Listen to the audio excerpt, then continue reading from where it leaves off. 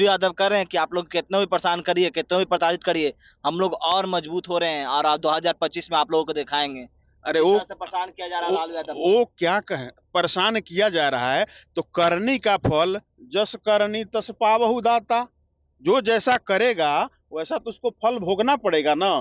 उस समय बिहार के गरीब और मजदूरों के बारे में सोचा जाता तो 1,000 करोड़ बनाने के चक्कर में बिहार का विकास होता ना कि चारा चोरी के आरोप में वो सजा याफ्ता होते और न्यायालय को कहना पड़ता कि पैसा की रिकवरी जो है बिहार की जनता की पैसा है, ये सरकार की खजाने की पैसा है, इन लोगों से रिकवरी करके इस खजाने में जमा किया जाए। नमस्कार, आपसे न्यूज 4 नेशन पर मैं आपके साथ अवजय सिंह। चारा घोटाला में जो अभियुक्त थे अब उनसे बिहार सरकार है वो पैसा वापस लेंगे। 950 करोड़ जो घोटाले हुए थे वो अब सरकार है वो पैसा वापस लेंगे। सीबीआई के दरवाजे जाएंगे और कोर्ट भी जाएंगे सरकार और उनसे पैसा भी वापस लेंगे। हमारे साथ बात करने के लिए जदयू के प्रदेश सचिव हैं साकेत सिंह, हम उनसे बात करेंगे। कैसे देख रहे हैं जो चारा घोटाला में अभियुक्त हैं उनसे अब सरकार पैसा वापस लेने की बात कर रहे हैं कि राज्य के कोष में उसे उन्हें जमा करना पड़ेगा। देखा जाए ये सर्व विदित है, आप लोगों को अधिक विदित है, लेकिन पूरा बिहार जानता है कि वो पैसा जो है बिहार के 14 करोड़ आम आवाम का पैसा है। माननीय न्यायालय ने बहुत पहले इसमें सजा तो हो गया, सजा याफ्ता भी लोग हो गए, लेकिन माननीय न्यायालय का आदेश था कि इन लोगों से पैसा वसूल कर और राज्य के खजाने में पुनः वापस किया जाए। तो एक लंबा अंतराल बीत जाने के बाद अभी तक उस पे कोई इन लोगों द्वारा क्रिया प्रतिक्रिया नहीं दी गई, क्योंकि ये लोग तो बस लूटने में विश्वास रखते हैं। तो मजबूरी में या जनता के हक में, मजबूरी भी इसको नहीं कहेंगे, ये हमारा अधिकार है। सरकार न्यायालय का दरवाजा खटखटाई है और सरकार उन लोगों से पैसा वसूल के बिहार के लोगों का पैसा बिहार के खजाना में जमा करवाने का काम करेगी। इस पे क्या आपत्ति है उन लोगों को? लेकिन चारा घोटाला में ये कहा जा रहा है कि लालू प्रसाद यादव जिस तरह से सजा याफ्ता है उस पर ये विपक्ष सवाल उठा रहे हैं कि आप लोग चुनाव के समय आता है तो कार्रवाई करते हैं, डराते हैं, धमकाते हैं, इस तरह की बात देखिए, विपक्ष तो यही न करेगा। चोरी करने वाला व्यक्ति या किसी के घर में डाका डालने वाला व्यक्ति कहता है कि मैं डाकू हूं, मैं चोर हूं, वो तो अपने बचाव में यही सब कहेगा। लेकिन जो सबको पता है, जो पूरा बिहार जानता है, जिस पे न्यायालय की प्रक्रिया है, जिस आधार पे न्यायालय ने सजा दिया है और न्यायालय ने अपने जजमेंट में लिखा है कि इन लोगों से त्वरित, जजमेंट आप देखिएगा तो उसमें लिखा हुआ था कि त्वरित भुगतान करा के इस राशि को बिहार के खजाने में जमा किया जाए। तो ये नीतीश कुमार जी की सरकार है, यहाँ कंप्रोमाइज भ्रष्टाचार पे नहीं होता है। बहुत समय मिल गया इन लोगों को, इन विपक्षियों को, लेकिन ये अपने जैसे जिसकी जो मंशा रहती है, जिसकी जो आदत रहती है, उससे वो बाज नहीं आता है ना। तो मजबूरन जो है हम लोगों को या सरकार को सीबीआई के पास या न्यायालय में जाने की नौबत क्यों आई? क्योंकि ये लोग निचोड़ना जानते हैं, ये लोग ठगना जानते हैं, ये लोग झूठ बोलना चाहते हैं। तो माननीय न्यायालय के आदेश का अवमानना का भी मामला बन रहा है। और एक बात और बताना चाहेंगे आपको कि किसी भी सूरत में ये सुशासन की सरकार है। भ्रष्टाचार पे हमारे नेता आदरणीय मुख्यमंत्री नीतीश कुमार जी का जीरो टॉलरेंस का हमेशा रहा है, कोई कंप्रोमाइज नहीं होगा।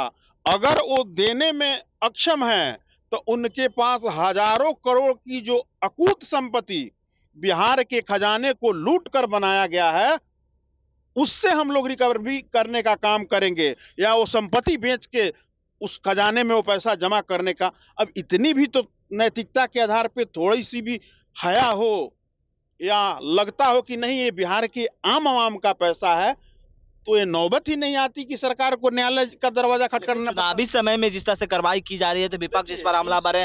अरे चुनावी समय में अरे अभी चुनावी समय, इसमें चुनावी समय कहाँ आ गया? न्यायालय की बात है, वो सजा याफ्ता है।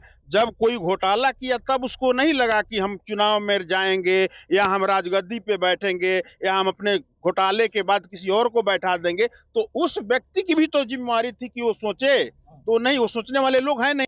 और हड़पने का और लूटने का काम आज तक किए हैं।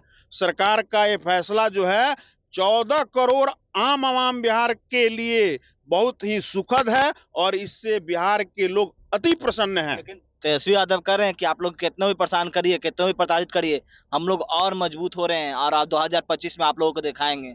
अरे इस वो तरह से परेशान किया जा रहा है लालू यादव को। वो क्या कहें, परेशान किया जा रहा है तो करनी का फल जस करनी तस पावहु दाता। जो जैसा करेगा वैसा तो उसको फल भोगना पड़ेगा ना। तो उस समय तो बहुत मजा मार रहे थे, बहुत आनंद आ रहा था कि चलो हमारे पास इतने 1000 करोड़ का संपत्ति हो गया। उस समय बिहार के गरीब और मजदूरों के बारे में सोचा जाता तो 1000 करोड़ बनाने के चक्कर में बिहार का विकास होता ना कि चारा चोरी के आरोप में वो सजा याफ्ता होते और न्यायालय को कहना पड़ता कि पैसा की रिकवरी जो है बिहार की जनता की पैसा है, ये सरकार की खजाने की पैसा है, इन लोगों से रिकवरी करके इस खजाने में जमा किया जाए। और तेजस्वी प्रसाद यादव जी नेता प्रतिपक्ष अगर ये बोल रहे हैं, खैर इस पे तो अपने हिंदुस्तान का संविधान या लोकतंत्र में इतनी आजादी है कि लोग अपनी बातों को बोल सकते हैं, तो बिना हाथ पैर या बिना कोई ठोस वजह के कोई कुछ भी बोले उस पे क्या प्रतिक्रिया देंगे। बस हम आदरणीय नेता प्रतिपक्ष जी के बारे में इतना ही कहना चाहेंगे कि उनको इतनी बेचैनी है, अभी उनको चुनाव दिखने लगा तो चुनाव के समय अगर कार्रवाई हो रही है तो आप गुनाह की हैं, गुनाह नहीं, उसको गुनाहे अजीम कहा जाता है। जो बिहार के लोगों का पैसा लूट के अपने आप का झोली भर लिया वो तो गुनाहे अजीम की श्रेणी में आती है। तो उनमें बौखलाहट क्या है, वो जमा करें, नहीं तो सरकार तो जमा कराएगी ही। नीतीश कुमार का शासन है, यहाँ कोई बक्सा नहीं जाएगा। और एक बात हम और कहेंगे, वो बार बार उनके बेचैनी की हालात है, विपक्ष बेचैन है, उस पर हम यही कहेंगे कि ख्वाब देखे भी नहीं और टूट गए, ख्वाब देखे भी नहीं और टूट गए, वो हमारे हुए भी नहीं और रूठ गए। गलती आप करिए, डाका आप डालिए, गुनाह आप करिए और दोषारोपण सरकार पे करिए। ये तो अपने अपने सोचने की बात है, ये अपने अपने विवेक की बात है। लेकिन बिहार का एक छोटा व्यक्ति जिसमें समझने की क्षमता है, वो 5 साल हो 6 साल, आजकल के बच्चे तो बहुत जल्दी ही समझना शुरू कर दिए हैं, उनसे भी पूछा जाएगा तो वो भी कहेंगे कि नहीं ये गलत है, ये होना चाहिए। सरकार ने इस पे स्वागत योग्य कदम उठाया है। जनता के पैसा को आप कैसे लेके भाग सकते हैं? साकेत जी, जिस तरह से आप जनता की पैसा की बात कर रहे हैं, लेकिन 25 में चुनाव है और जिस तरह से माइनॉरिटी के वोटों के लिए अब लुभाने की कोशिश की जा रही है और जिस तरह से बात करें कि दावते इफ्तार में मुख्यमंत्री नीतीश कुमार से भी नाराजगी मुसलमानों को देखी गई थी, कई मुस्लिम संगठनों ने बाइकआउट किया, तो उसको आप कैसे आप अपने पाले में ले पाइएगा? देखा जाए, नहीं, बिल्कुल। सबसे पहले ये जितने समीकरण की बात आप कह रहे हैं, ये समीकरण 90 से लेके 2005, हम बिहार के परिप्रेक्ष्य में बात बोलना चाह रहे हैं, था जब आदरणीय नीतीश कुमार जी को 2005 में बिहार का बागडोर मिला, उसके बाद सबसे पहला काम उन्होंने सामाजिक और समीकरण को बदलने का काम किया विकास के माध्यम से। सबका विकास, न्याय के साथ विकास। और जो लोग बोल रहे हैं कि बाइकाट कर दिया, ये कर दिया, वो कर दिया, 15 साल सत्ता में थे, क्या किए? मानिए कि हमारे अल्पसंख्यक भाई बहन किसी पार्टी के बंधुआ मजदूर हैं? नहीं, वो किसी के बंधुआ मजदूर नहीं है। जब तक उनको इस्तेमाल करना था विपक्ष के लोगों ने कर लिया। अब आदरणीय नेता ने विकास किया है और सारे हमारे अल्पसंख्यक भाई बहन सहित पूरा बिहार, वो चाहे किसी धर्म का हो, किसी समाज का हो, किसी जाति का हो, हमारे नेता ने सबसे ऊपर उठ के सर्वधर्म स्वभाव की राजनीति की है और सबका विकास किया है।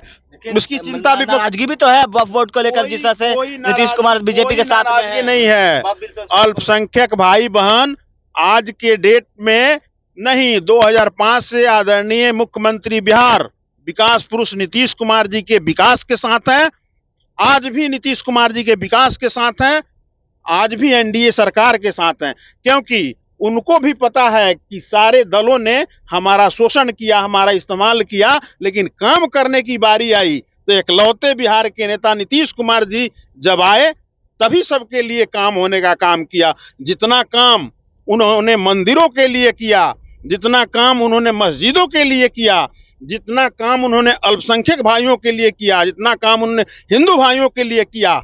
यहाँ पे कितने परसेंट अपने बिहार में सिख कम्युनिटी के लोग हैं, और आप लोग जानते हैं कि हमारे नेता सर्वधर्म सभा में इसलिए बोले कि गुरु नानक साहब का प्रकाश पर्व प्रति वर्ष बनता है। वो हमारे नेता 5 के पहले कभी सुने हैं?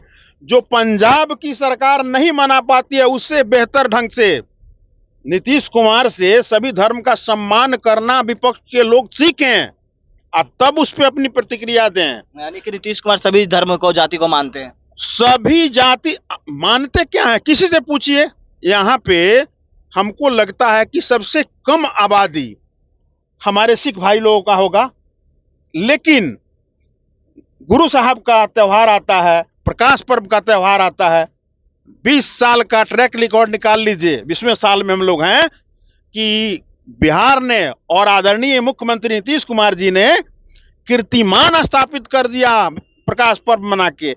वैसे हमारे नेता हैं, वो तो विपक्षी जो हैं उनके लिए उनके क्षेत्र में भी उतना ही काम करते हैं जितना पक्ष के माननीय सदस्यों के क्षेत्र में करते हैं।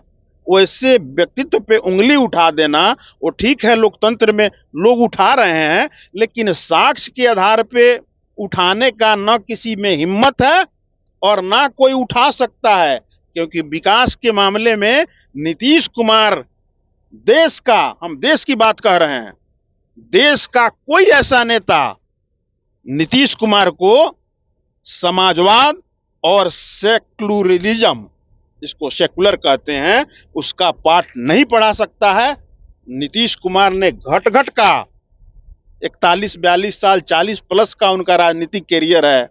आज जिस व्यक्ति पे आज तक एक दाग नहीं है, सोचिए कि उस आदमी का दिल और मस्तिष्क, दिमाग कितना बड़ा होगा कि उन्होंने पूरे बिहार को जब परिवार की तरह सजोने का काम किया, तो परिवार में सारे लोग होते हैं। जैसे हमारे उंगली के, हमारे हाथ के 5 उंगलियां हैं और पांचों हमारे हैं, वैसे सोच के नेता आदरणीय नीतीश कुमार जी हैं। और इसी सोच के आधार पर उन्होंने विकास के प्रगति को यहां तक पहुंचाने का काम किया है। और 2025 अभी आने वाला है चुनाव, बिहार की जनता ने अपना मन बना चुका है कि पिछले सारे रिकॉर्डों को इस बार तोड़ के पुनः एनडीए सरकार बनेगी और आदरणीय मुख्यमंत्री बिहार श्री नीतीश कुमार जी को बिहार की सत्ता सौंपने का काम करेगी। बिहार की जनता को बस नीतीश कुमार पे भरोसा है, उनके विकास पे भरोसा है। कभी समय मिलेगा तो हम लोग विकास पे केवल चर्चा करेंगे, दिन कम पड़ जाएगा। बिहार के लोगों से पूछिए ना कि उनके मिजाज क्या हैं, उनके मन में क्या है। नहीं, एक बात हम और कहना चाहेंगे अंत में, और इस प्रकार कहना चाहेंगे आदरणीय विपक्ष के सभी नेताओं से कि कुछ भी बोलने से पहले सोचा करें, नहीं तो प्रमाण के साथ हम लोग राजनीतिक रूप से बकिया उधेरने का काम शुरू करेंगे। मने होता है ना कि क्रिया की प्रतिक्रिया, तो ऐसा प्रतिक्रिया हम लोग देंगे। तो इसीलिए साक्ष्य है, साक्ष्य के आधार पे बात करें, अनर्गल प्रलाप करने की कोई जरूरत नहीं है। नहीं तो किसी सोए को गलफत से जगा देना बगावत है, किसी सोए को गलफत से जगा देना बगावत है। तो ऐ विपक्ष वालों, मैं भी एक बागी हूं, मेरा मजहब बगावत है। अगर हमारे नेता के खिलाफ अंट संट बोलेंगे तो साक्ष्य के साथ हम लोग बकिया उधेड़ने का काम करेंगे। तो आप सुने थे साकेत सिंह है जो जदयू के प्रदेश सचिव। क्रिया की प्रतिक्रिया, तो ऐसा प्रतिक्रिया हम लोग देंगे। तो इसीलिए साक्ष्य है, साक्ष्य के आधार पे बात करें, अनर्गल प्रलाप करने की कोई जरूरत नहीं है। नहीं तो किसी सोए को गलफत से जगा देना बगावत है, किसी सोए को गलफत से जगा देना बगावत है। तो ऐ विपक्ष वालों, मैं भी एक बागी हूं, मेरा मजहब बगावत है। अगर हमारे नेता के खिलाफ अंट संट बोलेंगे तो साक्ष्य के साथ हम लोग बकिया उधेड़ने का काम करेंगे। तो आप सुने थे साकेत सिंह है जो जदयू के प्रदेश सचिव है, उनका साफ तौर पर विपक्षी पर किस तरह से हमला बरस रहे थे और जिस तरह से चारा घोटाला में जो भी अभियुक्त हैं उनसे पैसे लिए जाएंगे उस पर भी क्या कुछ करे थे आपने सुना। तमाम खबरें न्यूज़ पॉइंट के साथ।